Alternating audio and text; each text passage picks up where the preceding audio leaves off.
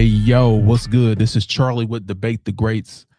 I am with the Bandit Boys. What's up, my guy? What's up, bro? What's happening? Stop hitting my mic. It was literally a long arm of the law. Long arm of the law. We're in the building. Salute. Of course, we got the guys in the building. We got Weaponized West in the building, in the flesh. Yeah. So he's actually in the studios. Also, y'all see that support right there? Go and put that on your phone. Go ahead and support the podcast. Appreciate it in advance. And we also got to the left, Jeff. What's going on, people? To the left, to the left. Anyway, salute. We are in the building, y'all. We are in the building. So yeah, let's go actually first. Like, how was your weekend? Weekend was amazing, man. I'm here, ready to get it going, and that's what it is. All right. What about you, Weaponized? How was your weekend? You know, life's still lifing, man, but sports world turned out for me. Can't wait to talk about it. So yeah, it was good. Gotcha. And to the left. Man, I cannot complain. I'm here. I'm healthy. Everything's good. Word. I also have to say this.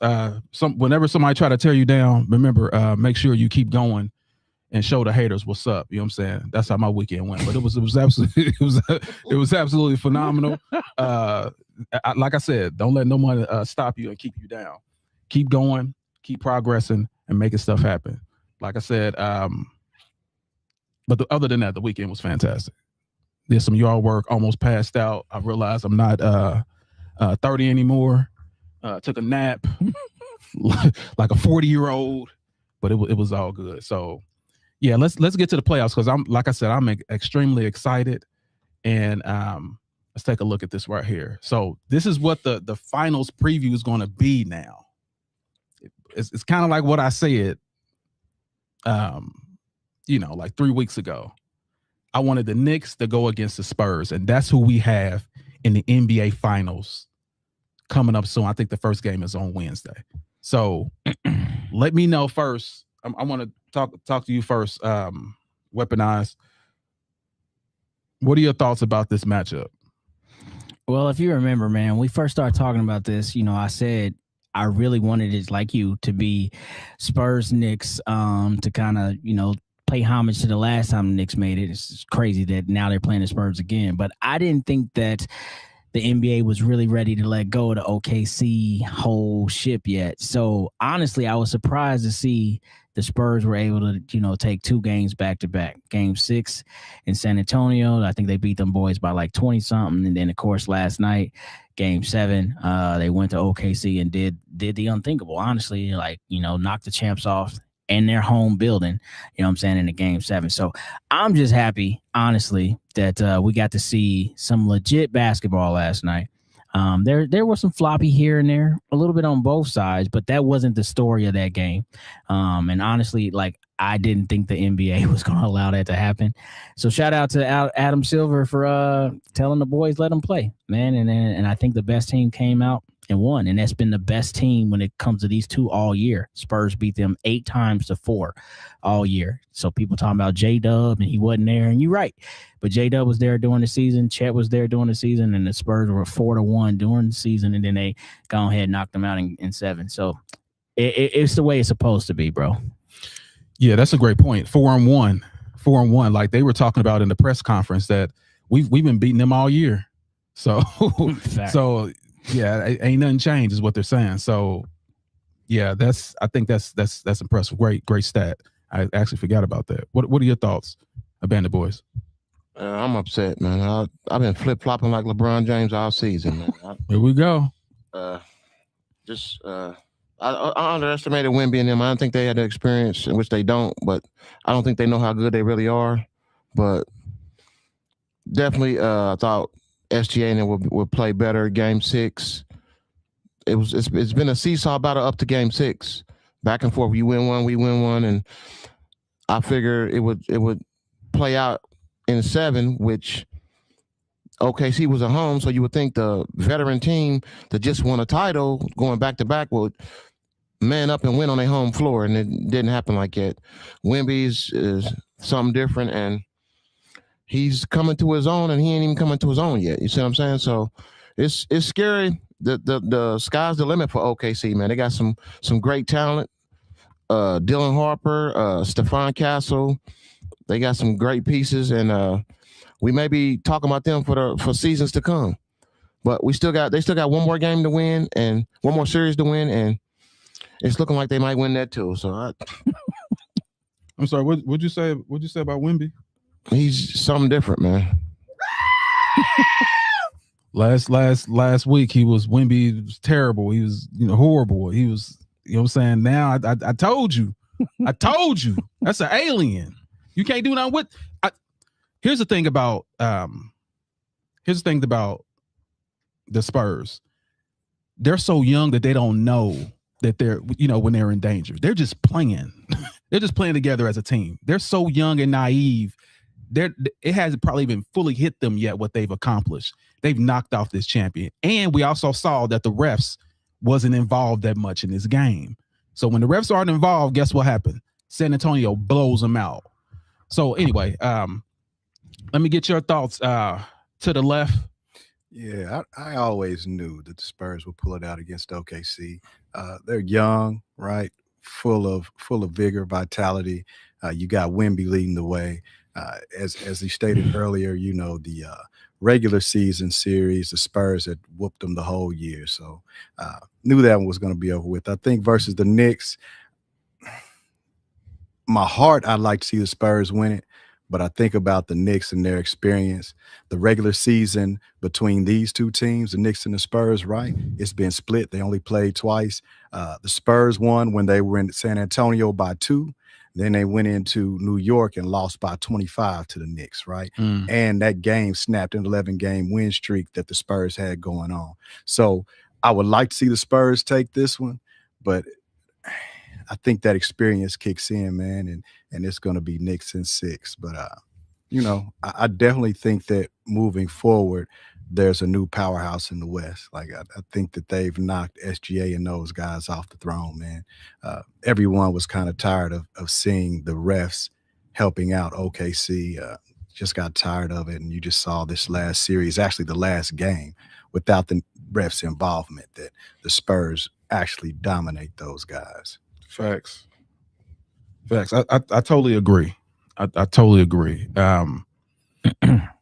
Yeah, I think it may be Knicks in 6 too. I'm giving predictions so far, but I think it may be Knicks in 6 because the Knicks, they've been there. They've been beat up really bad. Pause. They've been beat up really bad. And because of that, I think they have a little more heart. But there was another person. There was another person that made it their 4th year to the finals. Oh my God. I didn't say nothing. Listen. Already, I didn't say a word. I just said there's already a person that in year 4 made his team to the finals, and I believe his team is better than that guy's team. And that was LeBron James. Hold on, wait, whose team is better than that guy's team? Oh, I believe the Spurs is better than what LeBron James had in the finals. Definitely. Okay. But I mean, Wemby in year 3. Are you talking about Wemby and LeBron? Is that the comparison? Yeah. Okay, yeah. All right. Wemby didn't start at year 8. He won 18 when he got in the league. Mm-hmm. He was 19. I haven't. This is. Yeah, we need to look it up. What if he did? Then that's cool too. But I'm just saying, my guy took janitors and substitute teachers to the finals. Here we go with Band-Aids and rubber gloves. Mm-hmm. Anyway, True. But I'm just true. saying, come on to the left. Come on to the left.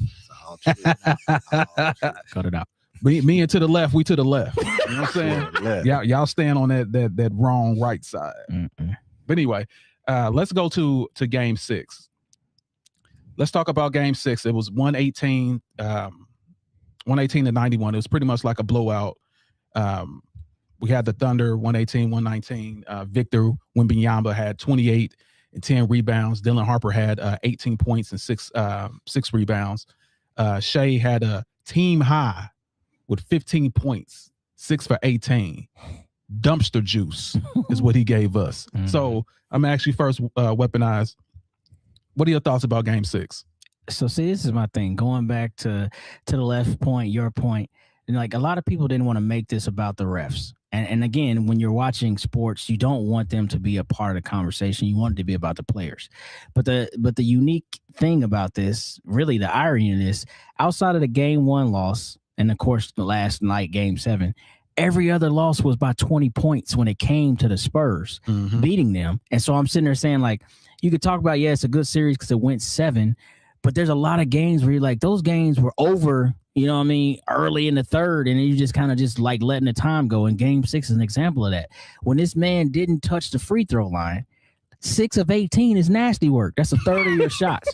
The boy going into game 7, he was 44 for 116. That was his 2-point field goals. And then he was 6 for 23 from the 3-point line, but he was something like 53 or 57 from the free throw line. There you go. That's the story. Yeah. This is your guy that's averaging all these points, and now suddenly he has the biggest decline of any MVP in any series. These are facts. He was averaging 30 for the season, and in this series, he's averaging 24 points a game, but he was averaging 11 free throws. Right. So I say all this say, when you're in game 6 and you watching him needing the refs and he's not getting them, it's kind of like you're just watching a player that you know can score, and he's having an off night. So this wouldn't be nothing to talk about if he wasn't an MVP. And that's been my whole thing. No hate to the guy, but he's not the best player in the NBA. Period. He's just not. And these moments show. Every time they've gotten blown out, it was this game they got blown out, and I think it was game 4? Game 4 was another blowout. I'm like, bro, like it's so inconsistent. So these games aren't close all the way through the series. There's 2 blowouts. They beat the Spurs by like an average of 13, I think, and the Spurs beat them by 20. Like, come on, bro. Like, it's not the same. So yeah, man, that game to me was over before it started. And I didn't even get to watch. I was watching it through my friends. They were keeping me up because I was flying that day. But yeah, it wasn't even nothing to talk about, bro. For real. Yeah, it was definitely a butt whooping. It was the hey, go pick the switch out, lay your butt across the bed, and pull those pants down. It was an absolute butt whooping. Yeah, the grandpa whooping. Yeah. Go pick it. It's psychological. Go pick out your switch. What? I gotta pick out what you gonna hit me with. Anyway, so what are your thoughts, Bandit Boys? SGA is not who we thought he was. I was on. I flopped to go to OKC because I figured they was a veteran team and they just embarrassed me. So I had to come here today and hear you talk about what you picked for the whole series, and I didn't want to hear that. So I mean, game 6 was horrible, man. Like you said, third quarter, the game was on damn near over. So it's like, and Chet, $200 some $million contract? Yeah, 200. Cut it up. 43. Get a refund, please, because he didn't earn none of that. His new nickname is the human cockroach. What? He just crawling everywhere and didn't do nothing, man. Like scared to death of Wemby. Like you could see it in his eyes. Did you look at his eyes? He was scared the whole game. Like he didn't even look normal. So, please cut that contract up and figure it out, man. Him not looking Disperse normal. that. Cut the team up. Do something. But yeah, game 6 was terrible, and then turn around and get blown out in game 7. Just, I don't know what to say, man.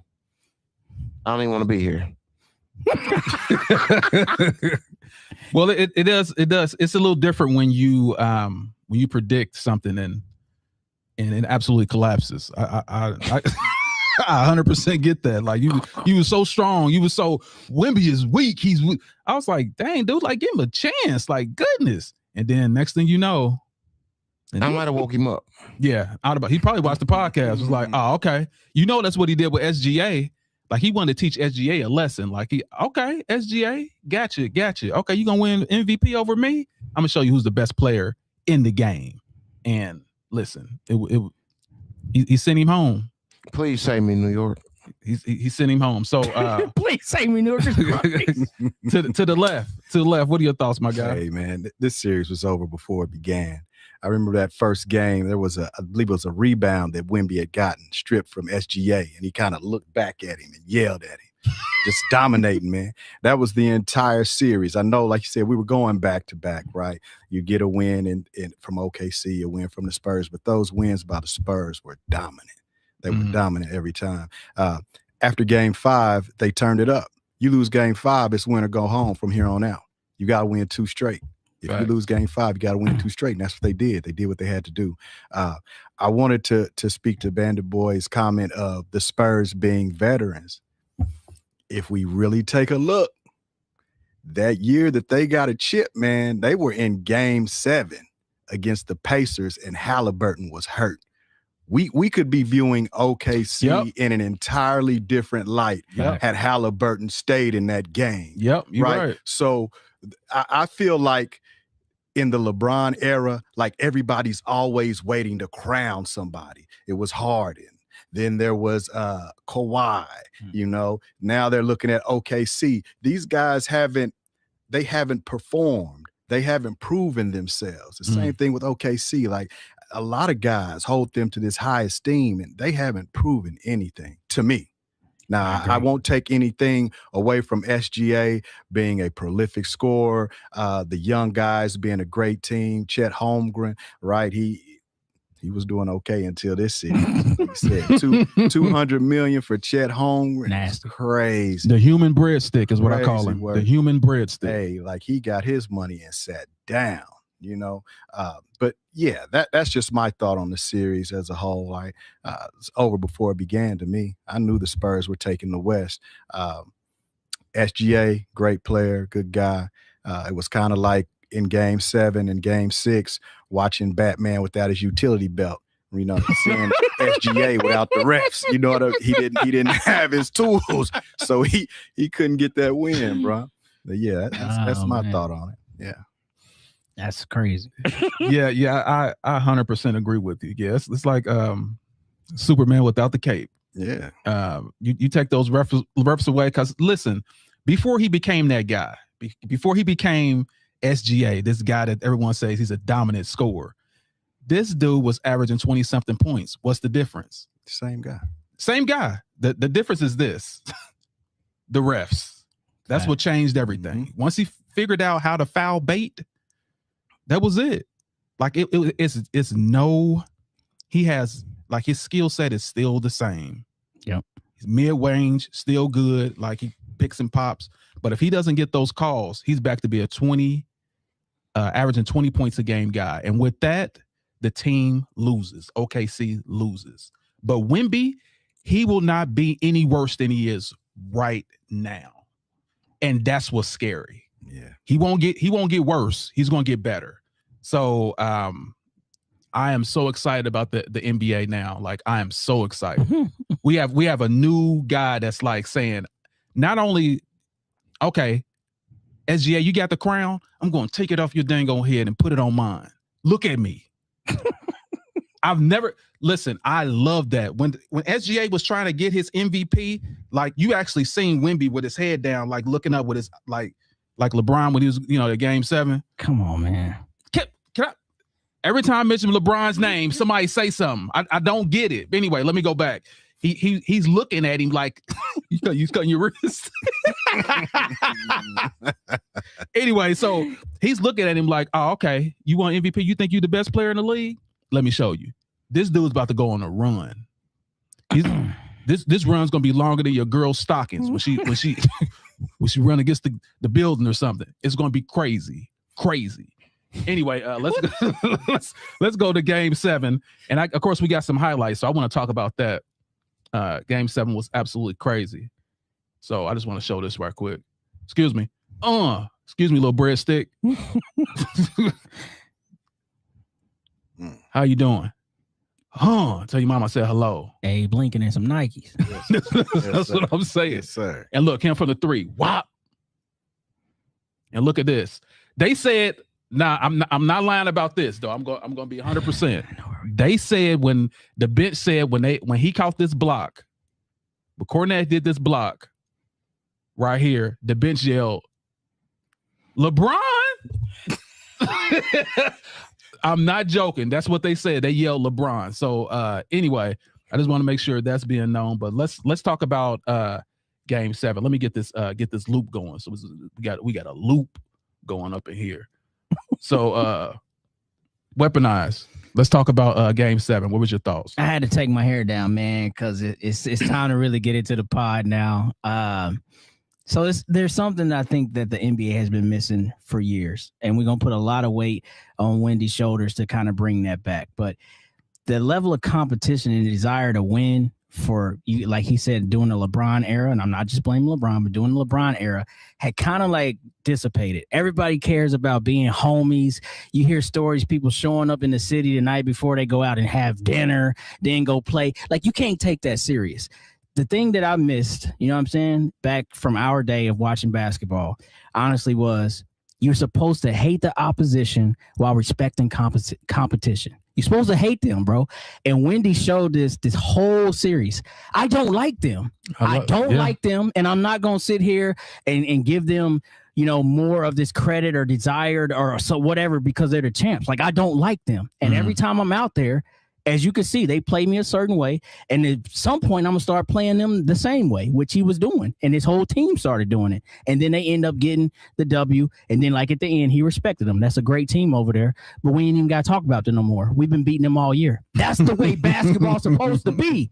You're supposed to have competition in the level of, I respect you because we're playing the same game, but I don't like you. We're not supposed to be buddy. You know what I'm saying? We're not supposed to be like, oh yeah, that's the MVP. So nah, man, we all got the same, you know, goal, and the goal is to win. And I'm glad that he absolutely came out and played like that. Now his numbers might say something different because it's 22-7.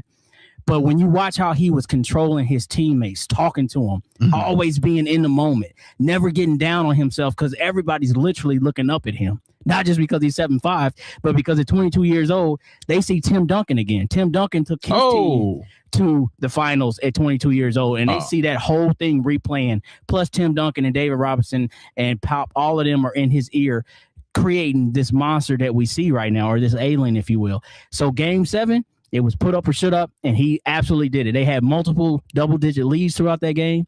They lost them and got them right back. They showed a level of composure that young teams ain't supposed to have. So commend him for what he done. I absolutely appreciate him for bringing that back. Competition matters, man. Respect is there because we definitely trying to, you know, get to the same goal, but I'm not supposed to like you. And that's the way I grew up watching basketball. I seen that last night. So Game 7, hats off to them. It was a good game all around, you know, game of runs on both sides, but you know what I mean? The better team, like he said all year, won. We've been a better team all year, period. So there it is. That's how I laid out. Sorry, I had to get my hair going. Yeah. Glad you. Yeah, because we about to roll the sleeves up with these topics. We talking about your guys, so I know you're gonna be all on it. But anyway, I'm with you 100%. He gives homage to the old school, and that's one of the things I do like about him too. I'm speaking of Wemby. Like he is an absolute monster. Like there's nothing you can do with him. And like I said, now he got that battery in his back. He's seeing what it feels like. That's why I said it's going to be a problem. He's going to be a problem, bro. What are your thoughts, Amanda boys? Game 7, 22 points, 7 rebounds, 2 assists, 1 steal, 1 block. And he got one up on SGA. He got the conference final MVP, Wemby. Man. I don't know, man. It's just OKC flopped on their home court. I just can't understand. You flop on your home court, defending champs. We haven't seen a repeat in X amount of years. We thought we was gonna get that. That's been erased again. So that's not happening. And they just didn't show. They didn't prove nothing in the Game 7. At home, that's important. You got the home court advantage. Game 7, this is what people dream of being in the NBA. You got Game 7 on your floor, and you could not pull it out. Diabolical, man. Pause. Diabolical. I couldn't. I wouldn't want to drive. I wouldn't even want to walk to the car, man. Like, that's embarrassing to lose, to be the defending champs, lose Game 6 and Game 7. And then Game 7's on your home floor, and you just flop. It's just horrible, man. It's just terrible, man. I don't want to see SGA ever again, man. I want him out the league, man. Do something, figure something out. I want him out the league, man. To the extreme, I rock the mic like a vandal. Get on stage and rock like a candle. Dance. Dang, you go to the extreme, bro, I'm telling you. Now we got The Spurs paying the refs off. Oh, you said the Spurs paying the Spurs paying the refs off. I didn't want to say it, but it is what it is, Wait a man. minute. Who are you? what? They paying the refs off? Have we seen that SGA debacle? Like, come on, man. Like, What no. are we doing right now? No, the refs actually had to stand down, is what happened. Adam Silver needs to look into it, man. That's all I'm saying. And I'm holding on that. Okay, gotcha. All right, well, let's hear from you to the left, Jeff. What are your thoughts? So my thoughts, actually, if you take a look at the stats, the game was closer than it appeared. If you look at everything like points, rebounds, assists, steals, for the entire teams, they were really close. Spurs had 40 rebounds, OKC 38. Points in the paint, Spurs had 34, OKC had 32. Assists, OKC had 23, Spurs 21. So they won that one, right? Even in steals, it was a split, right? They both had 9 apiece. But the big difference was in fast break points. OKC only had 9, the Spurs had 10, right? So I think that was a big difference in the game, just those fast break points. And OKC is supposed to hang their hat on defense. That did not happen in Game 7. SGA did what he was supposed to do. He had 35 points, 9 assists, 3 steals, a block. He was out there, but the team let him down, man. I think it was Reggie Miller was calling Caruso Captain Chaos, right, and hyping him up. Last night, that man only had 12 points, right? Captain Kangaroo. He turned back into Caruso, right? And we've all talked about Holmgren, but nobody brought up the fact that man played 33 minutes and scored 4 points.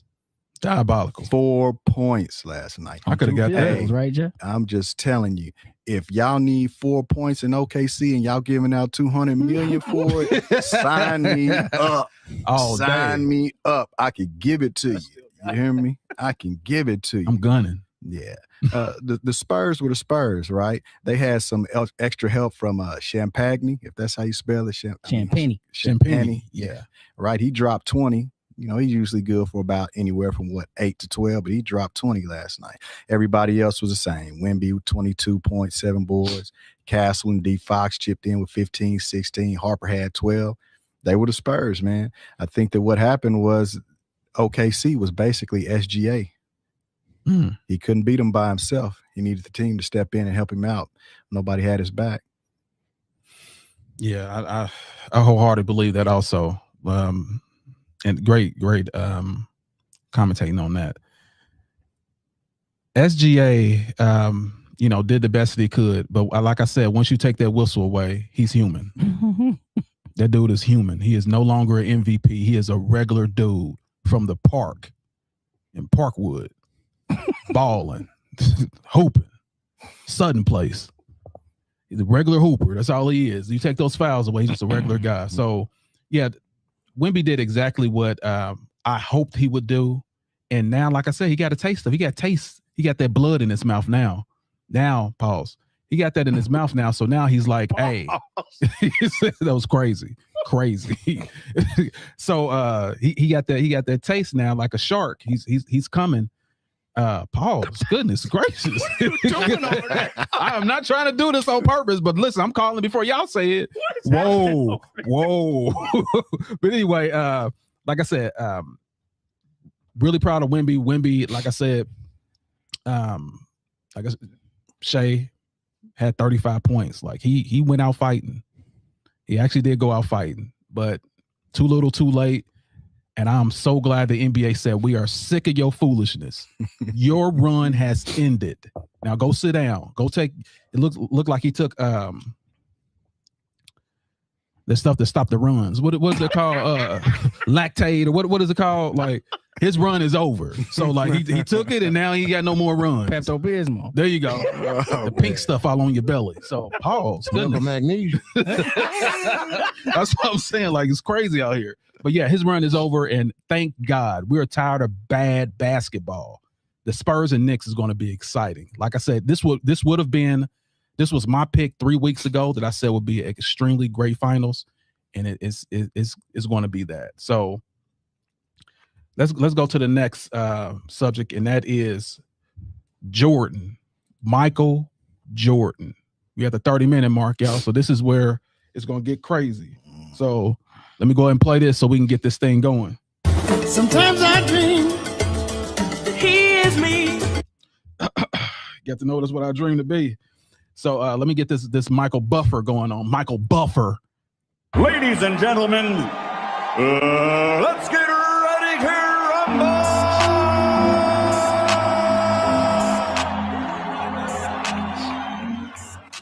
Let's get ready to rumble, y'all. So we're talking about Michael Jordan. Is he the GOAT or is he just a lucky son of my mama?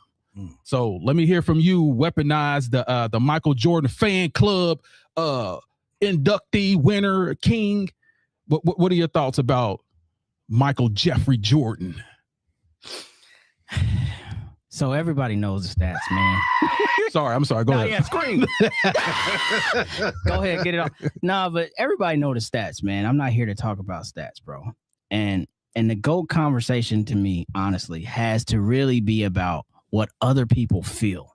Now, we are all fans of the game, but we've never stepped on the court in the NBA. We've never been in that atmosphere. So we've only ever just watched. But when you listen to players talk about Michael Jordan, players now, not a bunch of guys that podcast or not a bunch of, analysts or announcers, but actual players, they tell you all you need to know about the GOAT conversation. When they talk about Michael Jordan, sure, they give him a bunch of crazy names that to me are blasphemous, Black Jesus and all this other stuff, the Anointed One, all this crazy stuff. But just when they talk about who he was, like, I've never seen somebody be feared or be thought to be feared on a basketball court. Literally, you playing basketball. Why do I fear you? But the fear is you're going to embarrass me. You're going to make me look bad in front of family, friends, and the entire world, and we can't do nothing about it. Like, Michael Jordan stepped on to the scene in the mid-'80s and changed how everything was perceived as great. We already had Bird. We already had Magic. We already had Kareem. We already had Wilt. We already had Big O, Jerry West. We already had all Elgin Baylor, all these great players. But none of them had that transcending, damn, I'm watching something different. Like what is happening right in front of my eyes? So you take that level of just awe, I guess, and then you take that level of the respect that every player that he stepped on the court with was like, nah, we ain't never seen nothing like this. Every player, every single one of them. And just watch how he went through what he had to go through. Took him 7 years to meet the top of the, mountain, if you will. But he got there. And then when he got there, the only time he wasn't showing up in the finals is if he took a retirement sabbatical because the game was too easy. Like, I'll be back. Like, literally, like, I'll be back. And literally came back and dominated again. 2 different waves of domination. Same, decade, but 2 different waves. Like, bro, we'll never see nothing like that. Everybody talk about what we'll never see again with LeBron and this and that. I get that. But we've never seen somebody retire, hang it up, play baseball, come back and be like, yeah, I can still do this and I can still do it at the highest level. Let me break the record 72-10 and still win MVPs, still win, finals and finals MVPs. Like, we'll never see that again. The dominance speaks for itself, and how he's received is that nobody ever feared LeBron. I still stand on that. As good as he is, nobody ever feared him. People feared Michael Jordan. Boys couldn't sleep the night before they played Michael Jordan. And that's all you need to know. This ain't coming from a fan. This is coming from what players have said, and I think we don't give that enough credit. So we already know the stats, all the MVPs, all the scoring championships, all his entire trophy case. This ain't about that. It's about what the NBA felt and pause what the NBA players said, I say, when playing against him and how they, perceived him then and now. And they still talk about the man. That's all you need to know for GOAT. They still talk about the man. He retired officially, 25 years ago now?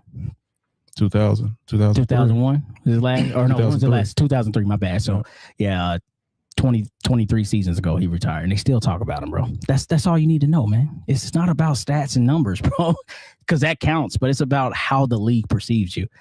LeBron crowned himself the GOAT. That's the difference. Yeah, I'm with you 100% of what you're saying about what he did, because those are facts. Those are facts. What Michael Jordan did, you cannot debate that. That was something that they never saw before. That athleticism, that pure dominance, all that is 100% right. But the feeling thing is kind of like, Okay, you remember that chick body was banging. I'm just talking about, listen, you know her. She body was banging, everything. I mean, on paper, she looked great. Like you saw her, you walk with her, you were proud. She opened her mouth, everything was negative. Tore you down like she was just a horrible person. So I'm just saying, like, all feelings is something different. But you're right. Regarding feelings with Michael Jordan gave you that feeling back in that day. Yes, true. True that. Why is it gotta be back in the day? Why we gotta do that? Well, I don't feel that way at all. I'm talking about me personally. I don't feel that way at all. Like his dominance and what he did. Once I look at the stats, and I'm gonna talk about that. I'm gonna talk about everything that happened during that time. But I'm just commending you. What you're saying is right. Okay. What you're saying is right. Is he had that aura, that feeling. You never saw him out anywhere. If you did, it was like a sighting, like Jesus walking on the on the water. Like it was like, because you never saw him. He was out somewhere. He had a myth, but he was all over all these commercials. Yeah. So that's what I'm saying about Michael Jordan. So okay, well, we know you're a registered, not Republican or Democrat or independent, but hater. You're a registered hater, and you said you hated Michael Jordan because what he did to Charles Barkley. I did. No, that's in the past. That's in the past. I hated Jordan. My thing is, like, Jordan is number 2 in my book. I wouldn't have him anywhere else. If I didn't like him, I would have him like number 5 or 10. Like, I respect what he did at his time. Well, you know, Ricky Bobby said, if you're not first, you last. So that number 2 thing ain't really doing that for Michael Jordan. He's either the GOAT or he's not. You know what I'm saying? That's what we talk about. The GOAT. He's never not my GOAT. Nah, so let's hear from a band of boys. I want to hear from another Jordan extraordinaire, the captain of the Jordan Club. I got a Jordan tattoo on my back. Picture still up in my bedroom at 40 years old in a poster. The jersey untouched, autographed. Let me hear what you have to say about the boys. I'm gonna piggyback off what Wes said, from what his peers said, not what he said. His peers, people that played against him, and what he's done for the league globally. LeBron can't touch. He's an icon forever. One of the greatest and the most feared. We're not talking about stats. Once again, the most feared player in basketball from his peers. He never said he was the GOAT. His peers called him the GOAT. So he didn't self-proclaim anything. And what he's done for basketball, as like being in a dunk contest. If you want to carry a league, you want to make the league better, right? Not bring it down. So how many times have people wanted your GOAT, or you say LeBron, to be in the dunk contest, but he does dunk contest dunks in warm-ups? What kind of leader and superstar? He's a superstar, but you got to do things to, make the league better. He didn't make the league better. He made his teams better, the teams that he built, not that he stayed and toughed it out. But like I said, Jordan, dunk contest winner. How many dunk contests have LeBron won? Oh, okay. I was just wondering. Crickets. Thank you. Dunk contest is not important. It's very important. It's very important. At all. It's very important. We know that because had he played in it, you wouldn't have made that comment. If he'd have been in it, you wouldn't have never said that. It would have been the best dunk contest ever in your eyes. What's the best dunk contest ever? Jordan versus Dominique. You got to be outside of your mind. When they robbed Dominique. So who do you think the best? What do you think the best dunk contest ever? The one LeBron wasn't in. I think it's Aaron Gordon and Zach LaVine. Exactly. That's the best dunk contest ever. Yeah, but you still got to be in it. Okay, go ahead. I'm sorry. Let me go ahead and let you. Okay, thank you. Your soapbox. Go ahead. Yeah, globally he's done more for the league. Internationally, he's well known. They love him. He's that dude. And I'm not even saying the GOAT. I'm so over the GOAT debate. The GOAT debate is a personal statement. If whoever you like, that's your GOAT. It's always going to be that. Just like Jordan said, LeBron's done a lot of things and he just deserves kudos. But there is no GOAT. That's just a preference. So people can stop saying who's the greatest. There is no great. In certain people's eyes, he's going to be great or he's going to be great. What era you like, what era you don't like. But globally, Michael Jordan is the most feared player in the history of the NBA. Nobody's ever feared LeBron. And you've heard that from his peers. So I don't understand how you could be this great and nobody fears you at all. So I don't want to hear about this and that about LeBron, the GOAT. It's ludicrous. And all you LeBron fanboys need to be taken out and shot. Jesus Christ. Dude, this is absolutely Literally shot. the dumbest statement I've ever heard in his life. You're talking about murder. Yeah, murder. Murder. We're talking about the Lion King murderer. Just like they burned jerseys in Cleveland. Yeah, murder. This dude is. But Michael Jordan, the most feared player ever, the greatest to ever step on the court, and it is what it is. And the debate's never gonna stop. Whether he got 6 rings, this and that, it's not even about the rings. It's about being on the court and being with somebody that you want to lace him up with, and you know he's gonna take that last second shot and not a shot off the top of the backboard and brick. Cut it out. I don't want to hear no more about LeBron. Jordan, shout out to Michael Jordan, and I'm glad you got him on the screen. He deserves it. Okay, but here's the thing. YouTube don't ban us. The question was, is Michael Jordan the GOAT or is he lucky? It had nothing to do with LeBron. I love how shots come. We're not even talking about LeBron. And in this segment, I'm not going to even talk about LeBron. Thank you. I'm talking about Jordan. So there you go. All right. So what are your thoughts to the left? So just with the last few comments, I need a preamble. Before I even go in to the MJ is the GOAT or lucky, need to have a preamble, right? Because these guys are saying, I don't care about stats. I'm going to go off what people say. Your Honor, hearsay. Throw all that out the way. I'm only concerned with the facts and the stats. All right. And as far as no one fearing LeBron James, ask the Toronto Raptors, ask the Boston Celtics with KG, Paul Pierce, Rondo, ask Golden State why they ran and got Kevin Durant. If no one feels LeBron James, right? So the preamble's over with. Is MJ the GOAT or lucky? Can't take anything away from Jordan, right? Apex competitor, flat out workhorse, picture of discipline. While he was in the league, he was a great scorer, good defender, but he was fortunate to be a part of a system. Jordan was part of a system, and I wouldn't say that it was luck, but he was definitely the beneficiary of a series of unfortunate events around the league. Now, you brothers are going to have to give me some time on this one, because when you look at this timeline, cook them to the left. When you look at this timeline, 85, Jordan comes into the league. Larry Bird suffers a compressed nerve and a herniated disc, right? Which affected him the rest of his career, right? He still whooped MJ with the herniated disc. So 87, Scotty joins the Bulls. That's another link or help for MJ. 88, 89, the expansion. The league added 4 new teams. So it was the Hornets, the Magic, the Heat, the Timberwolves. So now we're thinning out the herd, right? We're diluting the Kool-Aid. Yeah. Then in 88, 89, Bird had the bone spurs and had to have surgery, right? The theme that I'm showing you guys is they're clearing the runway for this guy, right? Then in 89, Phil Jackson joined the Bulls. Now, why do I bring up Phil Jackson and Scottie Pippen joining the Bulls? Well, let's discuss Michael Jordan's record without either of them, right? Regular season wins, he has 259, 264 losses, even including his time with the Wizards. So he's 50-50, right?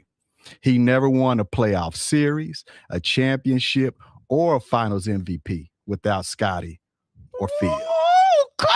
He won 0 playoff series without Phil Jackson or Scottie Pippen. And then when he made the playoffs without Phil or Scottie, he won 1 playoff game.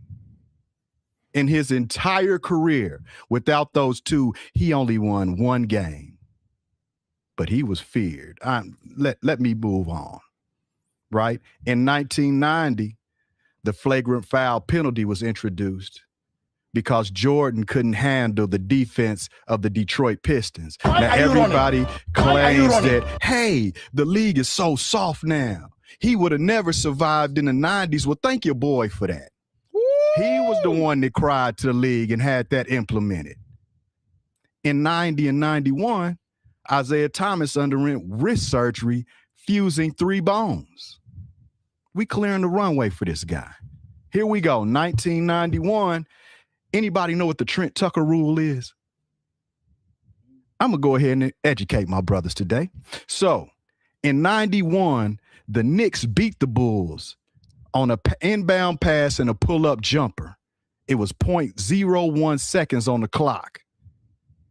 Dude pulls up, Trent Tucker pulls up, hits a 3, beats the Bulls. Game over. Guess what happened? The league implemented the Trent Tucker rule, saying that if there's less than 0.03 seconds on the clock, you cannot pull up. You can only hit a tip in or an alley-oop. Yep. Hey, we helping this guy now. Again, this is a series. I'm going to have to change it because I said a series of unfortunate events. But if you're a Michael Jordan fan, it's a series of fortunate events, right? And then the coup de grace. In 91, Magic Johnson was diagnosed with HIV and retired. Okay, so let's talk about the teams that won titles before MJ's 6 titles. The Lakers, Magic Johnson retired due to AIDS. The Pistons, Isaiah had the surgery to fuse 3 bones in his wrist. And the Celtics, with Bird having the surgery for bone spurs and a compressed herniated disc. All right, Michael Jordan, this is air traffic control. You are cleared for takeoff. Not to mention the expansion teams, and then we add Phil Jackson and Scottie Pippen. You know, I thought the Death Note was a fake book, but obviously Michael Jordan got a hold to it. Got to writing some things in there. So when you consider all of those, the runway is cleared. This brother wins 3 straight after that and retired. Hey, can I get the Jordan plan? Let me call the league, see if I can get the Jordan plan. This is worse than, what was it, Tanya Harding? When they ran out and cracked the other young lady with the pole when they were ice skating. Like the lane was cleared out. So I'm not saying that the man was lucky because he did work hard, but he definitely benefited from some events that occurred in the league. I'm going to leave it where it is. If anybody, and to be honest, I needed a graph for that one, right? But if either of you guys want it, I can send you the link, right? They can't see it. I second that emotion. So no. Oh, if you feel it, yes. But he stayed the course though. Just cancel all the other topics. He stayed the course though. Nope. You had your lane. Nah, don't do that. You had your lane. He had his. Now I'm about to have mine. Runway is clear. Mm-hmm. Yeah. So there's a lot of points that you made that I figured the same thing because you know. When you see facts, you just want to talk about facts. Facts are facts. Yeah, in the 1990s, as far as like the dominant teams, the Boston Celtics, the Lakers, the Pistons, Jordan beat none of those dynasties healthy. He was the only team, the only super team in the 90s fighting inferior competition. It's like me on the court with kindergartners. Yes, I'm going to look fantastic. This is Michael Jordan. He's going to look fantastic. So let me go into, because he was the luckiest player that ever lived this game, that ever played this game. 1991 Eastern Conference Finals, like he said, Isaiah's wrist. Remember, Jordan has never beat Isaiah. When he beat him, the number 1 scorer, the 6'1", was injured. He had a career-ending injury. Like they said, this injury could end your career. It didn't, but he was never the same. That's how Jordan overcame. This is 1991. This is his ascent, I should say. In 1991, Worthy got injured. That was the Eastern Conference. Now he's in the same year in the Western Conference. 1991, the leading scorer, Isaiah, got injured. The leading scorer now on the Lakers in the finals got injured. So game 1 and 2, Jordan checked Magic. Magic spanked his butt. He couldn't do nothing with him. Guess what he said? Grab him, Scotty. Go get him, Scotty. Go get him. This is after Worthy was even down too. Go get him. And after that, after game 3, when actually Pippen got Magic, then the Bulls actually won. And another thing you said about the expansion era, I just want to talk about the expansions in the 90s. That happened in 89. I just want to talk about when Jordan was in his run. He was reigning supreme. 1995, the expansion, the Vancouver Grizzlies and also the Toronto Raptors. Expansion teams, 2 expansion teams watering down the league as him the champion. So what I'm saying is Jordan had no true rival. None. The only time he had a rival, guess what he did? Ducked. Houston Rockets. Houston Rockets. Oh, let me go ahead and retire right quick. I'm going to retire right quick. Why was he there with the Houston Rockets? Why does this guy have to retire? How can you say this guy's an ultimate competitor when he freaking retires? He quits. This is the guy's your king, the quitter? 23 years straight. That's all I gotta say. 23 years straight. My dad, suck it up, boy. Come out here and play. My dad, man, my gambling debt. There's no competition. Lace them up and play. Excuses is what I hear from Michael Jeffrey Jordan. This is your GOAT. Exempliments failure. The aura of failure is what I see. But yes, when he was there, he was dominant. He was that dude.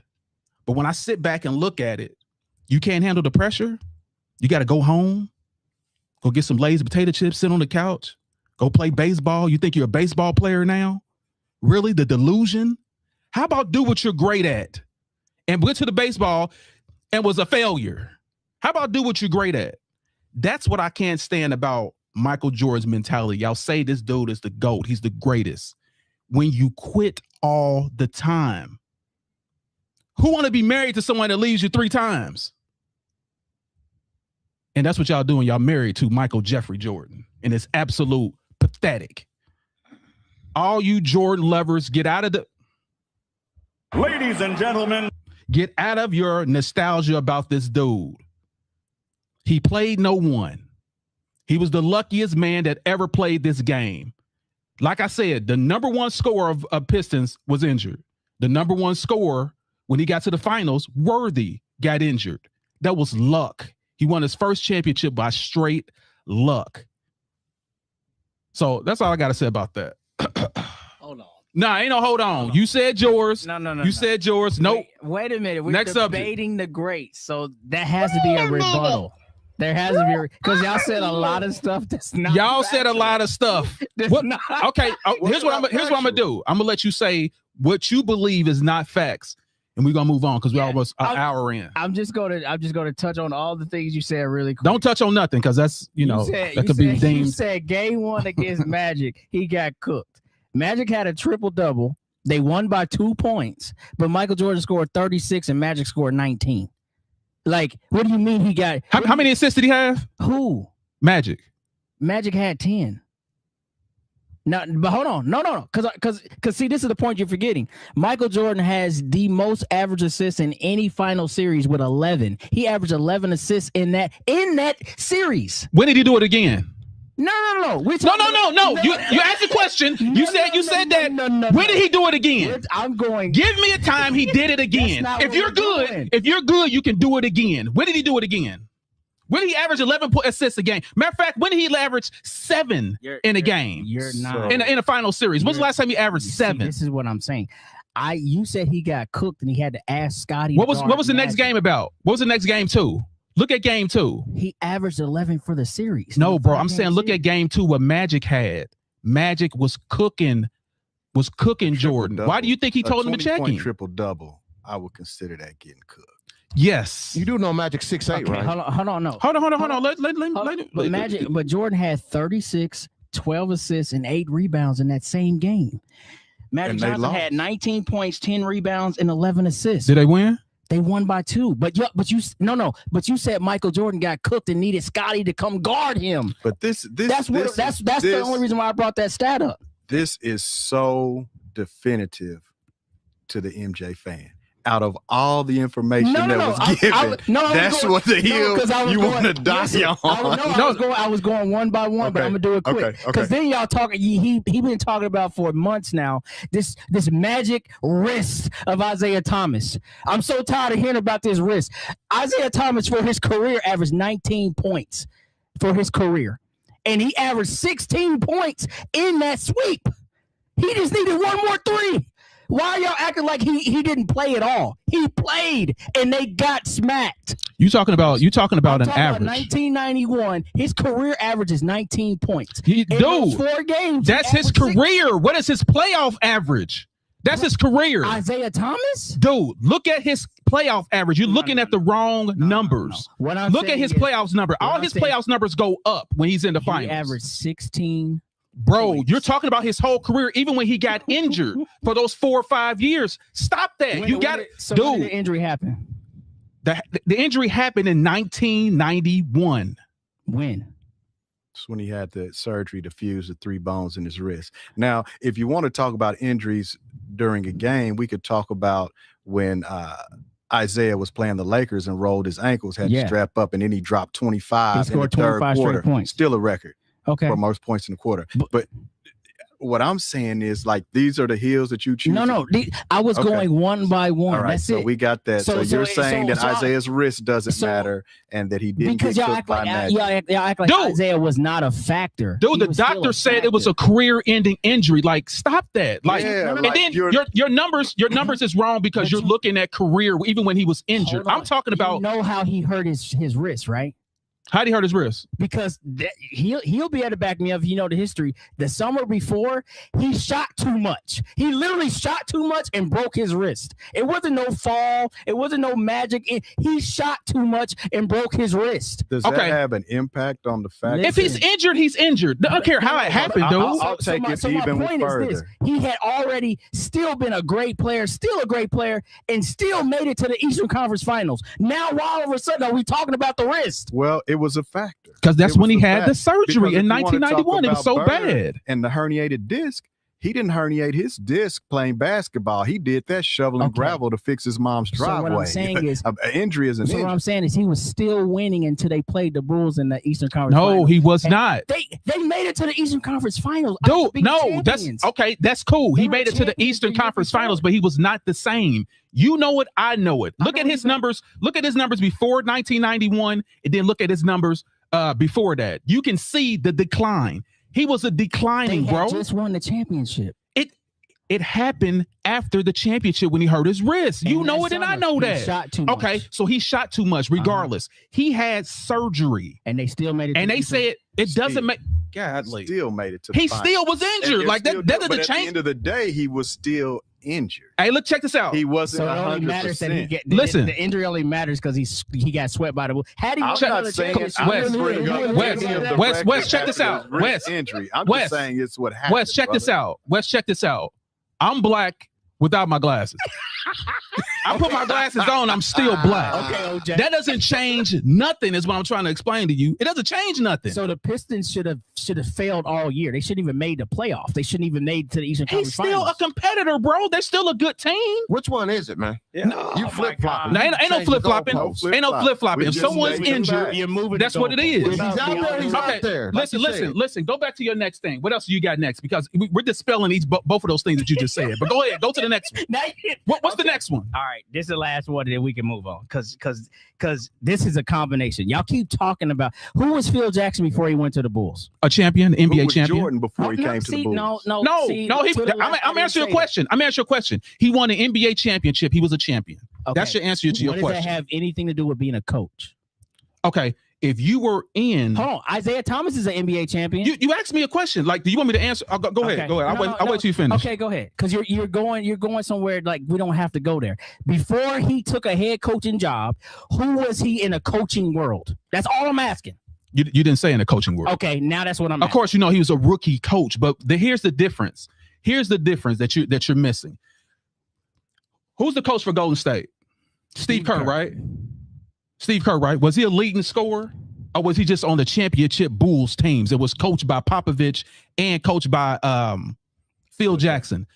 If you're a champion, You learn how to coach because you sitting watching everything. You're not the number one scorer. Phil Jackson was never a number one scorer. So what he got a chance to do is watch the coach play with the best player, deal with him as a role player, and he got a chance to watch the whole thing. Okay.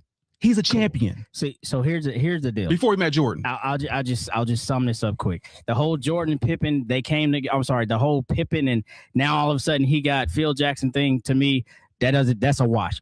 Unproven guy coming out of Central Arkansas, scary, frail, all the things. His first 2 years was just learning. That's it. Scottie Pippen was not even considerable player to year 3. Okay, so all this, he got Scottie Pippen. Don't act like Scottie Pippen came out and immediately made an impact like Dylan Harper's making in San Antonio or something like that, because it didn't happen. Now, this whole thing with Phil Jackson, cool. He was a champion, but a lot of guys have won championships and coached and not meant anything. If you want to point to anybody as the true reason of the system that to the left said it's Tex winners who've been running that since the 60s in Kansas. That is the true reason they had a system. Phil Jackson, I'm not taking nothing away from him. Who hired him? But what? Who hired him? What you mean who hired him? Phil Jackson. Jerry Reinsdorf or whoever. No, Phil Jackson made his own coaching staff. He found Tex. Oh, you talking about who hired Tex? Yes, who hired Tex? But Tex had been coaching for years. So you're right. That is the mastermind of Phil Jackson. Tex, he hired Tex. That's what I'm saying. So all I'm simply stating is that had more impact to anything than Phil Jackson just being a rookie head coach. Let's just not do that. I want to say thank you because I'm going to add him to my list. He's another series of fortunate events for Michael. Man, you understand what I'm saying? Either way, the system and Scottie Pippen. Look, here it is, bro. This is my last thing, and all right. I thought that was the last thing. Now you're saying that's another last thing combined, because like y'all, you see what I'm saying? Y'all got a lot. Okay, man. go ahead. But here it is, right here, bro. Here it is, right here. Now, see, I done lost it. It's the thing that I sent you, that article that they talked about in 1996, how bad Scottie Pippen was playing. And the whole playoffs, he was playing terrible the whole playoffs in 1996. Remember, he had a tweak back early or something like that. But this whole, I need Scottie Pippen to do this and do that and do that. Michael Jordan in 96 carried the entire squad to the championship. Scottie Pippen he was pretty much irrelevant. I mean, pretty much irrelevant. Same thing in 98. 98, he hurt his back again. I'm sorry. How many championships did he have without Pippen? There we go. How many championships did he have without Pippen? I may be wrong, but if you could let the crowd know and the audience know how many championships. The answer is going to be 0. Okay. But anybody that you want to bring into that, who can you name? Any player? We don't even got to take your guy, but any player that's had another player with him. How many times have they won it without somebody else? Here's Kobe. You could do it. The LeBron D-Wade. Listen, here's my question to you, and this is going to end all arguments regarding who's the GOAT. Period. Because y'all throw LeBron in. I wasn't even talking to LeBron. This is all about Jordan. I didn't even throw him in. I just said you can use anybody. But go ahead. Okay, so here's what end all debates right here this second. Name the same player that was on LeBron's team all 4 championships. Oh my God. LeBron. What? Go and turn this around and turn this. Let me go and turn this around and turn this away. This is how. And like, I don't think you see greatness. The greatness is I don't need a system to win. I don't need Phil Jackson. I don't need Scottie Pippen. I don't need Rodman. I don't need those. I don't need Tex Winters. I don't need a system to win. I can go anywhere, any player. The only denomination, the only common denominator in all of LeBron's championships is LeBron. Are you kidding me? Case closed. Are y'all kidding me? He has 12 guys in their prime that will be Hall of Famers, and a total of about 18 total that will be Hall of Famers, and none of that matters. You talking about people past their prime, right? 12 people in their prime. No, they're not. They were not in their primes. Cut that out. What I'm saying. Cut that out, bro. Hear this. Cut it out. Let me try to just go. Go ahead, please do it. Yeah, I'm waiting. Wade, Bosh, Kevin Love. Hold on. Don't stop me. Give me 12. Kevin Love was not in his prime. How was he not? Kyrie Kevin Irving. Love's prime. Go. I give you that. I give Kevin Love in prime. Hold on. Let me just. I'm trying to remember that's everybody. It. No, it's not. No, that's it. Man, I had this. Matter of fact, I got it written down somewhere. Okay, go find it. We got time. We'll go to a commercial break. Come back. We'll go to the next topic, and I'll bring it right back for you. Okay, well, speaking of that, we'll take a go rest unless you got something to say. Okay, we'll take a go rest and come back to this because that's absolutely crazy. You say you got 12, that is an absolute straight up lie, and I know that from the pits of hell, and I'm preaching from the pulpit. That's absolutely crazy. So let's go to the next topic, and we're gonna circle back to the Jordan, Gold, and LeBron because obviously they're not getting it. That LeBron didn't need anybody else to win the championship. It was only him. He's the only common denominator. I can take spoons and forks and win the championship. Anyway, so let's go to the next one. Kyrie Irving. This is Kelly Pavlik and Jermaine Taylor. Oh yeah, this right fight. back up. But go ahead. No, we'll circle back.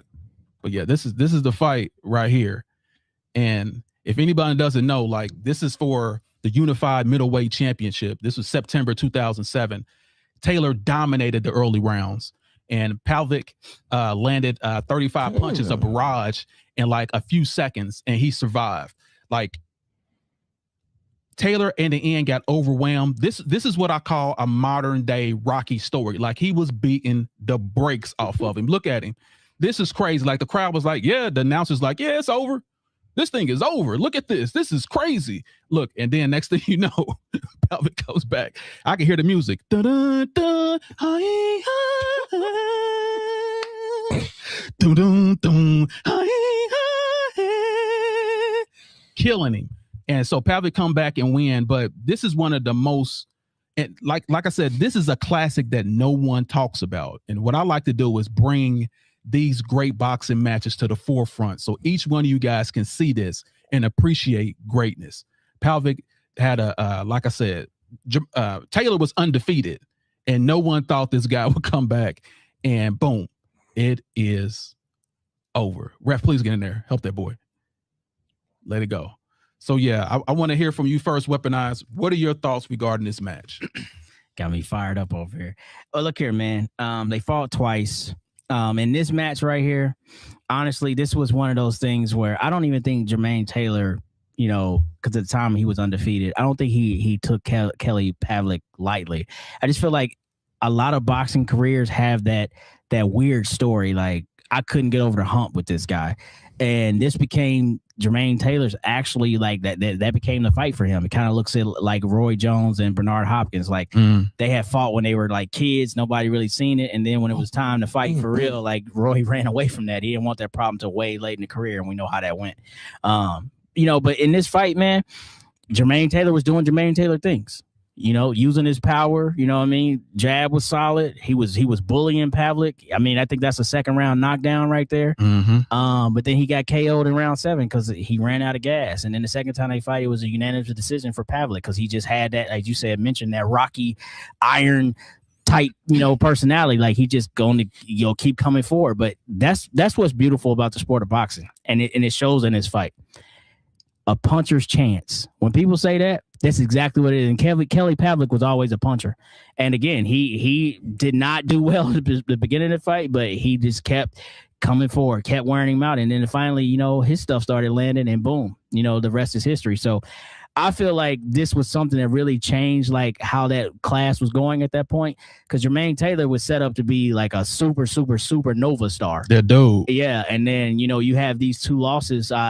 Correct me if I'm wrong. Are they back to back? Did they run it right back and he lost again? Is that how it went? Yep. Yeah. But it went to a decision Yeah, exactly. Yeah. So again, he goes from being undefeated to having, 2 losses to a guy that, everybody thought he should have beat. You know what I mean? And so I think that just kind of, I don't want to use the word derail because that's too much, but that definitely turned his career from where it was maybe going to what it actually became. Because then after that, correct me if I'm wrong, Jermaine, he had like was it a motorcycle accident? Like something like put him in a wheelchair or something like that. Yeah. I forget what the situation was, but something that kind of like took his boxing career away from it later in his career. But yeah, this is a fight that nobody expected. You know what it reminds me of? Roy Jones and Tarver. Same thing. You know what I mean? Like I feel like Roy Jones, super, super favorite. Tarver, again, boom, puncher's chance, lands something, knocks Roy's out, then beats him again. So yeah, that reminds me exactly of that. Oh, that's a good commentary. That's what they were saying. Stop the fight. Stop the fight, please. We're getting brutalized. Beating the hell out of Clubber. What are your thoughts, Bandit Boys? brain damage is real. I'm pretty sure these guys need to get checked out after this fight. But if you watch the fight, Jermaine Taylor gassed himself. He was. I mean, everybody was fighting, punching each other. Everybody was getting theirs in. But like I said, he gave all his, and he just got gassed. If you can tell right there, he's giving it all. He has no more, and he got gassed, and he just got overwhelmed at the end of the fight. But a great gladiator battle too. I mean, you would have never thought that this would have happened if you watched the beginning of the fight. You thought the fight was over after Pablo got knocked down a couple times, but a hell of a fight. And like I said, he just gassed out. And that takes nothing away from his greatness. But yeah, he gassed out, and Pavlik took the win. But it was a hell of a fight to watch. And yeah, like the way they was punching each other, some brains were shaking in this fight. Trust me. Big fact. But it was a hell of a fight, man. I really enjoyed watching it. But yeah, he just gassed out. Ooh. Look at the goodness. That's insane. Goodness. I mean, right behind the other That's what I'm punch. saying. It looked like the fight was about to be over real soon. But It's double up like this. You got to give Pavlik his credit. He weathered the storm. Yeah, he did a fantastic job. What are your thoughts to the left? Well, when it comes to boxing, the top two weapons a boxer has are his mind and his conditioning, right? And this is what won it for Pavlik, right? We look at Taylor, we see the way the fight is going early on. He looks like he's winning the fight, right? But Pavlik was determined and he was conditioned. That's all it took. He just waited for his moment in that fight, right? When he got his chance, it looks to me like Jermaine was just gassed. He wasn't conditioned for it. He wasn't ready to go the whole fight, man. You know, and like the brother said earlier, just a puncher's chance, man. He just stayed in there, used his mind. He was conditioned, ready for the fight. Got him a win, put his name on the map, grabbed 2 belts. Yeah, I like what you said, that conditioning, that's definitely why he won. It's big. Probably not even the best boxer. You know, Taylor had all the skills, all the weaponry. He just didn't have, it showed he didn't have that heart to go that extra mile. Yeah. And a fight will bring it out of you. So the rematch was in 2008. So the first fight was in September of 2007. And then the rematch was in February 2008. So, that wasn't even that much time before the next fight. And Pavlik won. Rematch. No, this is the first one. This is the first one. This is where the knockout occurred, where it shook up the world. So who won the next fight? Pavlik. Yeah, he won both of them. Yeah, he won both of them. He won a unanimous decision for the next one. So great. So what we're gonna do now is go to the next topic, and that is Beauty Wheel of the Week, baby. we got to get a Beauty of the Week some airtime because Maniac. somebody need to air it out. Trying to get me in trouble. 5'11", 190, 5'11", 195. no. Hey, your girls know guys there's looking other at women out there. Come on. This is for the fellas out there. This is for the fellas. One more time. Running back, I wasn't looking. Sicko hour out. He said sicko out. 5'11", 195. Tall drink of water. Yeah, I'm thirsty. Water. Quench your thirst. Did I There you say go. that? That's for the fellas out there. And also we got to throw in our promo. So, make sure y'all listen up to all those people out there that love us and like our content. Down at the bottom, you'll see subscribe to The Greats Pro on YouTube. This is where we can see your comments for now. And also we got merch in the building. Y'all, I don't know if y'all see that. We got merch, baby. Debate the Greats. This is what you will get. This is what you will get once you join and subscribe with us. That's our paid inner circle. You'll get one for free, discounts on all type of other stuff. You'll even get a chance to even come here live with us. So yeah, make sure y'all tap in. Man, it's only $10. You spend that on some hot dogs. So you can be a part of Debate the Greats inner circle with just that cost. And like I said, you get a free t-shirt. Debate the Greats, baby. We in the building. Salute. Hey, yo, salute everybody. So also here, you can also support the stream. As y'all can see, go to Debate the Greats. This is how we can see your comment on YouTube. Go ahead and subscribe, like and subscribe. And also if you want to give, like you like what you're seeing, you want to contribute to the podcast, like this all goes toward podcast and lights and all type of other stuff. So go ahead and just subscribe. Even if you don't want to join the inner circle, you can actually still support the stream. So we got that ready for you right now. So let's go ahead and go back and talk about what Weaponized has, because what I want to do is let this guy has his whole thing. He says I always cut him off. I don't let him say his. I don't let him get off his shots. No. So I just want him to have his room to do what he wants to do to operate. Yeah. So go ahead, Weaponize. No one's going to disturb I'm a you. point guard to score and don't talk about my wrist. But anyway, here we go, man. So it's 7. I'm gonna give you 7 in their prime, and it's like 14, 15 total. All right, 7 in their prime. Anthony Davis, Kyrie Irving, Kevin Love, Dwayne Wade, Chris Bosh, Luka Doncic, and I'm gonna also say Rajon Rondo, because he was still playing at a high level at that time. That's 7 in their prime. No, not Rondo. Rondo was not in his prime. That's Cut that out, 7 bro. in their prime. No. Rondo in I gave LA. you He everything. retired. Rondo was not. Come on, bro. Like, he was at the tail end of his I've had career. the same argument with people when Dirk beat them, Dirk was in year 13, and people say Dirk was still in his prime. He was in year 13. But Okay. they're two different people. Yes, No, that's no. two different players. That's a big man. Rondo was never a volume scorer. Rondo was a true point guard. His whole Okay. he was still playing at a high level. All right. Stop. Hold on. Stop before you even do this, because this is what you said. Don't make me rewind the tape. What I say? There's 15 that LeBron had in their prime. You cannot give me I said 12. 12. And then I said I'm gonna say 7 in their prime when they No, started. you said 15. You said 12 first. Now I that's know. now. And Don't then try to. Don't do that. Like, Okay. nah, So- bro. So let's continue. See, no, I let you get off, and you're wrong. I said So just- I said 12 initially. Then I said I'm gonna give you 7. Did you say 12? I said 12, but I just called it back. Now I'm gonna give you the. Now rest you gotta of call it back. Now I gave you. Now I'm gonna give you the rest of them. We already we know need who the rest of them are. Shaq. We know who the old dudes To were. be discussing whether Who are they? MJ was the GOAT or Lucky, and look at where we landed. That's what I'm saying. We're talking about stuff that It's doesn't not, even. because he said who is the only player using his guy that was there consistently when he won all his championships. That's what he said. Yeah. So there's no who was guy it? that was there. Who was there? Who was the common denominator? But my point was this. This is my point. Who's the common denominator? Answer the question. You brought it up. Who's the common denominator in LeBron is all? the common denominator. Who? LeBron. But Okay, that's all I That's said. not the point that was being made. The point that was being made is name me the guy that's won all by himself and everybody else is nobody. I never said he won by himself, So bro. you I said the common denominator. So you can't talk about Mike only had Scottie Pippen and never won nothing without him, but then say LeBron went everywhere else and still won with great guys. Well, here's but here's Cook- the difference. He still won with great Here's the dudes. difference. This is what we're saying about I love how y'all just Mike, make it right? Is that it's 12 players. Now it ain't. way. The only way he has ever won is in that system with those guys. Whose fault is that, big dog? I'm not saying it's anybody's It's Jordan's fault. I'm fault because just he saying couldn't win it's a fact. without him. Okay. It is a fact. Okay, though. so I don't, LeBron. I don't need no system. So Yep. fair. Yep. So flip the calendar. Mike takes a sabbatical. Scotty got the same system and the same team, the same coach. Only thing is missing is Mike.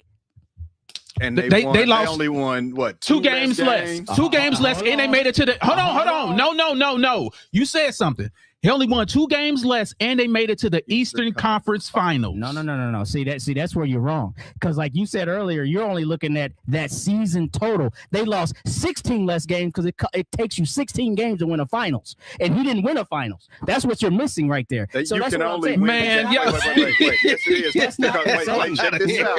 Check this out. Let me say this statement. Oh my You God. can only win the games you play, right? You can't What make you up mean? 16 games So that why I did didn't you play win? and count them as losses. Dude, They didn't listen. lose 16 Okay, less games. listen. They Let played me say something about and only that. lost 2 games. Let me say something about that. Let me say something about that. When LeBron James leaves a team, they become a lottery team.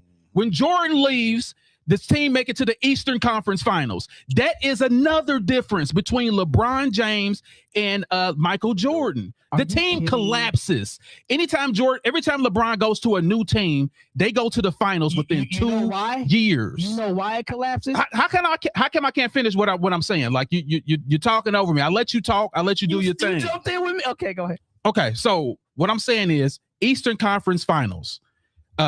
Every team that LeBron James go to within 2 years, they win a championship. Even the Lakers, even when he went back to Cleveland, even when he went back to Miami. Oh, now it's when they go back. Okay. Yeah. So Not whenever the he first went to 7. those teams, No, other than the it team he was first time. Only team he went yeah, back to was every team he went to that he decided to sign a contract to, other than when he was drafted, within 2 years they became champions. Bubble champ. So yeah. So what you're saying?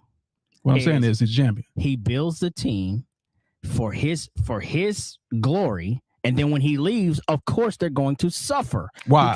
Because it's built around him. Like last week when you brought up your statistic, who's guy that's ever done this in a finals? Remember, he was one across the board on everything, and they lost. My point is this: what other team has ever been constructed for that to be how we win or lose? It's all on you, or we have no shot, Bro, So dude. that's not something that he's going to get credit for. He signs off on every team he builds. Y'all talk about Boobie Gibson and all these other guys, Mo Williams. That's something he signed off on.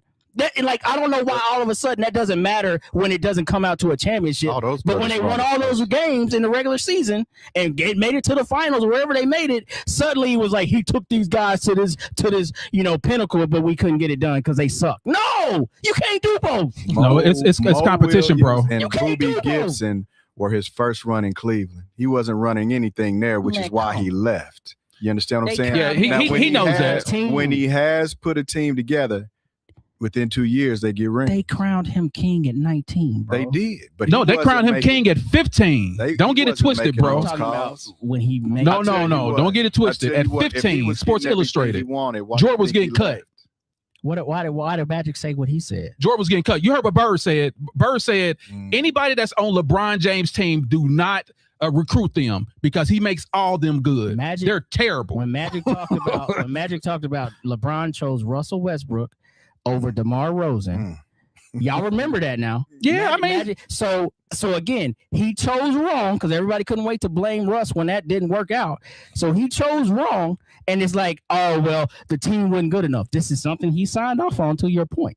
So that's what I'm saying. LeBron has been doing this. The reason why I fell out with LeBron when I stopped, like he is this, he is that. When you start raveling Jordan, there's no. It had nothing to do with it. There's no accountability. Zero. No matter what he does, is greatness. And then when it doesn't work out, it's somebody else's fault. Listen, I have never heard anybody say LeBron is the reason why this happened ever. It's like you cannot criticize him. It's like you can't say nothing wrong. It's always his teammates didn't show up. They didn't do this. He didn't have enough of this. They played better competition. This is the team that he wanted. What I'm gonna do is I'm gonna show you. I'm gonna bring in clips of all LeBron taking responsibility for everything that goes wrong. I'm not talking about no. Okay, so that's what we're talking about. That's what you just said. Now I can't show it. Run. Now I can't show it. Information off of whether Michael Jordan is the GOAT or was he lucky. We all know he was lucky. Now I say this a lot. People only bring up MJ at this point to debate LeBron. against LeBron. Like he's not relevant anymore in basketball at all, except to debate whether or not LeBron is the GOAT. Michael Jordan's not relevant. No, you just proved it, brother. All we asked is MJ the GOAT or was he lucky? And we got on a 5-10 minute rant about LeBron. No, I'm sorry, it's a half an hour. About LeBron. How does it have nothing to do with it? We're talking to an MJ fan on whether MJ is the GOAT or lucky, and we end up stuck on LeBron. Because LeBron is just something we just discussed. I refuted Magic Johnson. I didn't see LeBron on the topic. I refuted LeBron went on the topic. I refuted Magic Johnson. I refuted the Detroit Pistons thing y'all talked about. Like I refuted the Scottie Pippen thing y'all talked about. None of that had nothing to do with LeBron. That's what I'm saying. This man said that he had to go get Scottie Pippen to guard him when Mike scored 36 and almost had his own triple-double. And they lost by 2 What's it got to do with defense? They lost by 2 points. What it got to do with defense? Better, what does that have to do with LeBron? Again, what I'm saying is I refuted all the things we talked about on the Michael Jordan or is it lucky? The LeBron thing came in because we don't go back and watch. There's always a parse of how he gets dropped in, and then we get the L like we brought it up. Oh. We can look it up. Y'all brought it up. Y'all brought it up. Also, where's these 12 All-Stars that was in their prime? I'm still waiting for that. He got 6. I gave him time. Didn't I give him time? We talked about other subjects. I gave you 7. Okay. So that still ain't 12. It wasn't 12. I gave you 7. I can count. That ain't 12. Then there's a total of 15. That ain't 12. You can sit here and say they don't count. That ain't 12. Shaq was old and this guy was old. 23 years. Ray Allen. Who played longer? If Ray Allen don't hit that 3, then what? Dude, he scored. Tell him what he scored before the before Ray Allen hit that three. Who Man, cares? That's what I'm saying. Like okay. LeBron You had can't the say chance- one thing is one thing and then LeBron say had the other one chance to doesn't tie- matter. Dude, cut it out, Did man. LeBron You have just a chance arguing to to- argue now. Did Now I see what it Did is. LeBron had a chance to hit the 3 and tie the game? You just arguing to argue, bro. That's all that is. How does this Did LeBron relate have a to chance whether to have- MJ is the GOAT or Love? Dude scored 12 I straight told you points. how. He scored 12 straight points. He You didn't hit said the he's last shot. irrelevant. He's not good. He is irrelevant. You're proving that. He win because you're Finals still MVP. He's not good. He's only relevant when you No, want to no. discuss the Come on, GOAT bro. to compare him with LBJ. That's These, it. All right, hold on for a second, y'all. I want to give a shout out to some people in here. Shout out to Crane in the building. Shout out to Corey Bishop, Patricio Jose in the building, and also True Mickens is in the building as well. Let's take a look at some chats right quick because I didn't see nothing. And salute to DJ Crane with the super chat. Right on. It's supposed to be a debate. Let's go. That's what they Crane want, man. said too. They want debates. That's what we're LeBron. here for. Okay, I'm just trying to. Can I read the comments, please? Can you hold it in for a second for me to read it? Go ahead and just stop right quick. Go ahead. Can I commentate? Hey, boy. Oh, okay. I'm trying that to. series of unfortunate events, boy. Woo. I'm just trying to commentate. Let's go back. We still talking about these comments. So LeBron didn't care about fans. He's selfish. I have no idea what you're talking The about. dunk contest. Oh, dude, no one cares about See how the you dunk contest. discrediting our fans? No one cares. Now to go back to that, because I want to talk about that. The dunk contest is all about up and coming stars that are athletic and all that stuff. It's not as big as a spectacle event anymore. Like it's not that. Like I said, the best one was, and it wasn't even Michael Jordan and Dominique. It was the other guy, Gordon, and that other guy. I mean, that's an opinion. No, it ain't no opinion. Yeah, that's what they've already voted that it's the best dunk contest ever. What you just said, they voted. That's an opinion. Abandoned Boys, what you're missing is in 2011, LeBron said out of his mouth on the mic, I put my name in the dunk contest. I'm saying it right now. I'm standing on that. I will be in the dunk contest. And Lied guess to what? the fans. He What didn't happened in have- 2011? He didn't have an injury. He didn't have nothing. And he Dude, did no not one show up. cares about the dunk contest. See, that's what I'm saying. I'm just no one telling you- cares. I'm just telling you. Who what won a the man 3-point said. contest the last 3 years? I'm Can you just- tell me that? I'm just Nobody telling cares you. about the dunk Who won a contest. dunk contest for the last 3 years? Because I'm LeBron just wasn't telling in it. you. No, stop. Hold on for a second, because it's so important. Who won for the last 3 years? Since it's so important. Matt McClung won 2 years in a row, and then this year it was I forget the little goofy dude's name, so I can't even tell you the dude's name. But Matt McClung won 2 years in a row. Just like I said, that's not even. it's not important. I just see. Who's Matt McClung? but What's you- Matt but you McClung see- doing right hold now? on, but He's not in the NBA. to the left, to the He left, should Jeff. be. To the left, Jeff. You see what I just said? Yeah, this he is, should. this He is definitely should be in accountability the that I'm NBA. I know talking y'all. about. Y'all The tripping. man said something, and I brought it up, and then he said, "Who cares?" Exactly. That's what I'm saying. That's all. No, Well, I'm saying about the that's dunk what contest, not I about think what you're that saying. You have to put it in context, though, right? Like, there's a difference between saying Isaiah Thomas broke his wrist and had to have a bone fused in 3 places, as opposed to someone saying, I'm going to enter the dunk contest. Like, the impact is Yeah, in 2011 too, he actually went to it's different. he went to the finals. Ain't But nobody I got time hear for you all on that. I'm saying trying to that win you got to be championships. accountable, right? But the Yeah, I'm trying to win dunk championships. I ain't trying to contest, man, like, dunking on how did contests. we So get okay, so there? Caleb, Foolishness, getting hurt and Caleb stuff. and Kyrie Irving got hurt. So is that the only reason why Golden State beat them that year, in your opinion?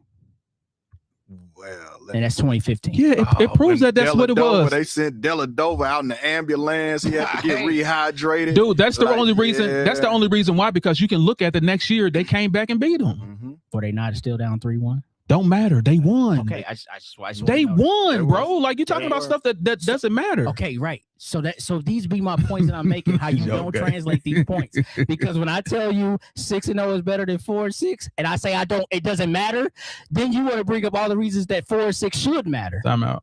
That's all I'm saying, dog. You just did it right there. No, I ain't talking about you. I'm talking about the comment. I'm but sorry. I'm just saying, man. That's what it is. And so that's how we always land on these things. Because I'm the type of person, not that I'm trying to bring up old stuff, but I'm like, but this is something that you have clearly downplayed before. You said it doesn't matter. They were down 3-1, but they found a way to win. Cool. And I've always said, when you show up to the finals, despite who's on the other side, you got to find a way to win. Mhm. And But when it's you don't easy. find a way to win, that goes against you. It's easy when you're not playing nobody, though. See, It's then easy. you do that. So if Yes, what you're because asking it's is, facts. when they lost to Golden State the first go round, Yeah. Does LeBron have to take it? Yeah.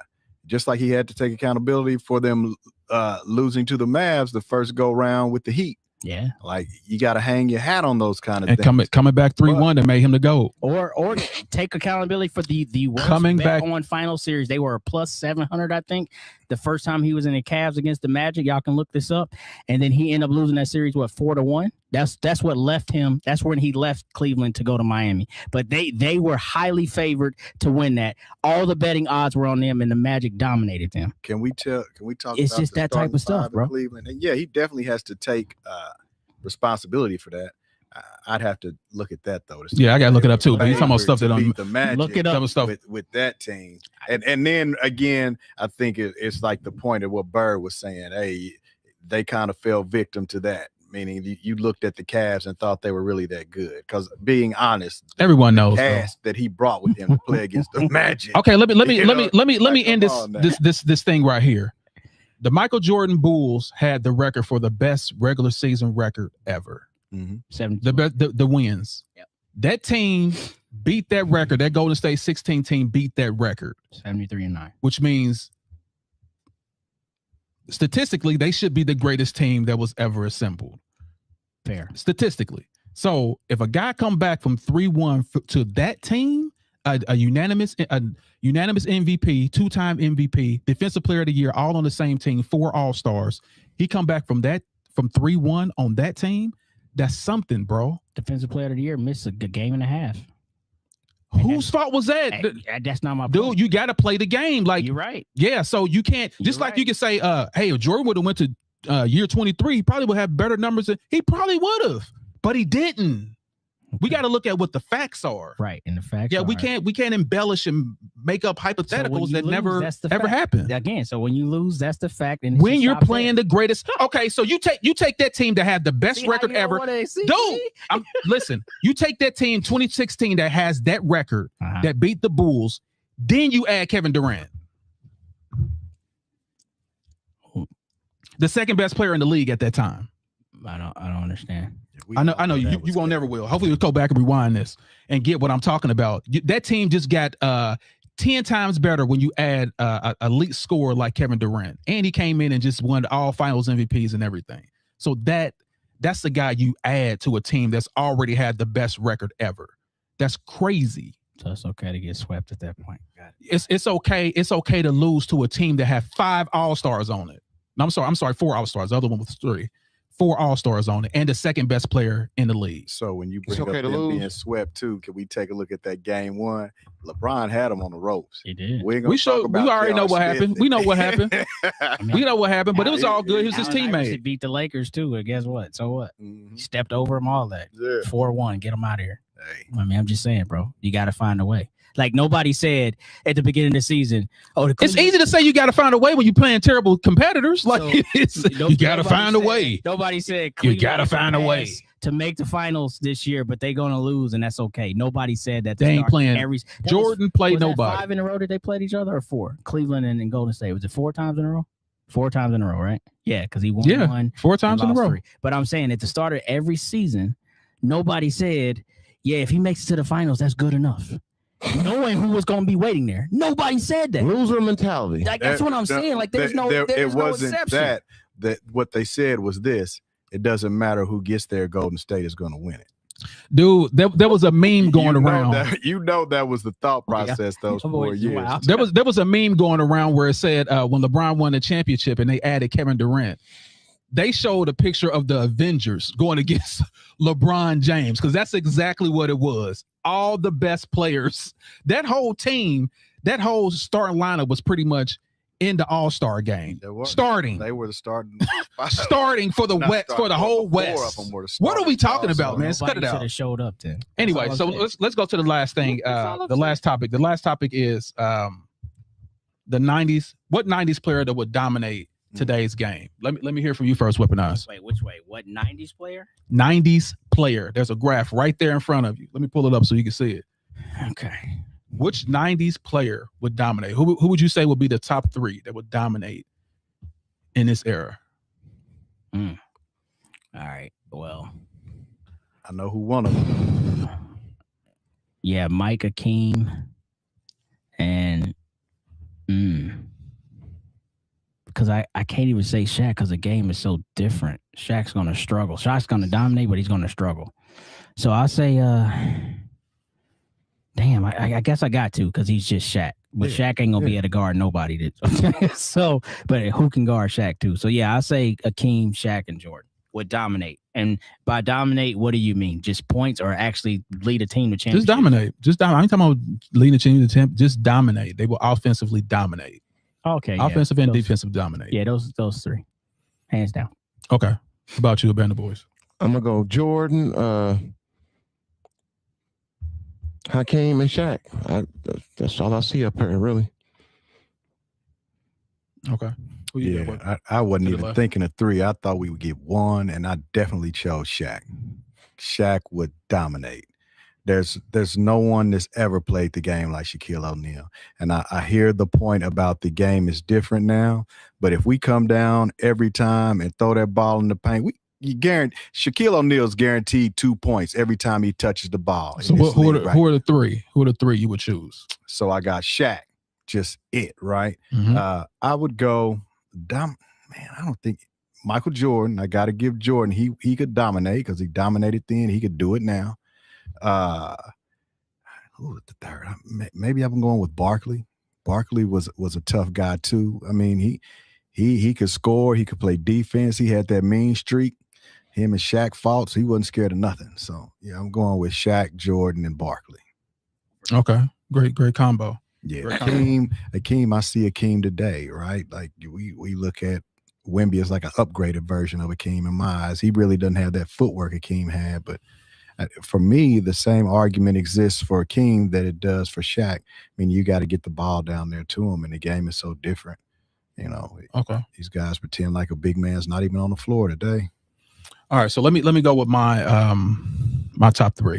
It would definitely be Shaq, Scottie Pippen, and Akeem Olajuwon. I believe those 3 would dominate today's game. Scottie Pippen is an all-around player. Jordan had very deficiencies in his game, and he wasn't good with his own defense. Karl Malone, all he was a bruiser, and they would have put him on his back. I don't think he would have been as what he was. Like I said, Shaq would dominate. Pippen, best all-around player, and of course Olajuwon. I don't think anyone could stop that guy. So those are my 3. So what would Mike average in your opinion? I'm sorry, what? What would Mike average? I'm not talking about Mike. I'm done talking about Mike. So this whole thing is not about Mike. We already talked about it. You can't put their hand in it. Yeah, so we're not talking about Mike. I'm talking about what his record is regarding zone, and it wasn't good. They play zone today. So that's my opinion. You gave yours. So there you go. So we can talk about Mike all dang on day. I ain't think about that, dude. Anyway, so we're in the building. Salute. I was gonna leave with final remarks, but we are literally 10 minutes past what we usually do. So I'm gonna go ahead and say, go ahead and let everyone know, number one, that if you want to subscribe, make sure you guys come to the Greats Pro on YouTube. Come there. Go ahead and put your like. Go ahead and subscribe there. You want to be in our inner circle, get a free t-shirt, come in here, debate with us, have your comments will be read first, then you join the inner circle. But if you just want to just come in and just say, hey, I just want to be a part of everything. I just want to come in and show my support. You guys can literally click that link right there and go ahead and donate. Because the only thing it does is go directly to the channel. We're going to keep giving y'all more heat. We're going to keep on debating. We're going to keep on talking about what's going on in the playoffs. And we're going to give some scenarios. And this was by Weaponized. He gave a really, really great idea. He said, why don't we talk about hypotheticals if this championship team would have went against this championship team? That's what we're going to be doing after the playoffs and stuff is over. So we still going to have some entertaining topics to talk about. But listen, salute to the left, Jeff. We got Weaponized West in the building. We also got Abandoned Boys in the building. Y'all, we are out of here. I'm going to leave y'all what I always leave y'all with. That's win the day. No matter what obstacle come your way, set goals and achieve it. And for the haters that want to hate on you, make sure you give them something to hate on. And always keep God first. And we are out. See you.